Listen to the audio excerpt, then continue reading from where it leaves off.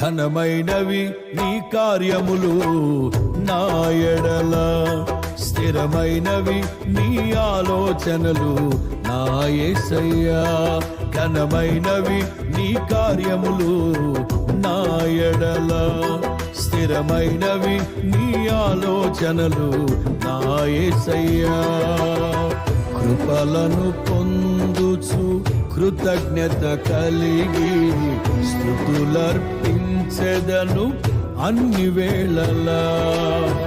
కృపలను పొందుచు కృతజ్ఞత కలిగి స్తుతులర్పించెదను అన్ని వేళలా. అనుదినము నీ అనుగ్రహమే, ఆయుష్కాలము నీ వరమే. అనుదినము